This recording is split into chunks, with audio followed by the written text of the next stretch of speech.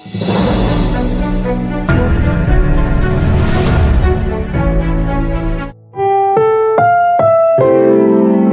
programang ito ay rated SPG. Striktong patnubay at gabay ng magulang ang kailangan. Maaaring may masiselang tema, lengguwahe, karahasan, sexual, horror o droga na hindi angkop sa Welcome back mga ka-episode plus at narito mga dapat nating abangan dito nga lang sa abot kamay na pangarap kung saan itong ang si Justin ay tinanong nga ng kanyang ama kung anong plano nga nito sa tunay nga niyang ina na si Giselle. Nasabi nga nito ni Justin na Pasko naman nga raw at gift giving kaya naman magugulat nga raw ito sa ibibigay nga niya at magkikita nga sila nito kasama sina Annalyn. Malalaman naman ito ni Moira na lumantad na nga ang anak nga nito ni Giselle at malakas ang kutob nga nito na hindi nga ito kilala nito ni Pepe. Kaya naman, alam nga niya na mapupunta ang lahat ng majority ng kayamanan nga nito kay Zoe. At wala naman pakialam ito nga si Zoe sa kayamanan. Sa kabilang banda naman nga, ibibigay na nga nito ni Justin ang clip na binigay nito ni Giselle noon kung saan ipinaalala nga niya rito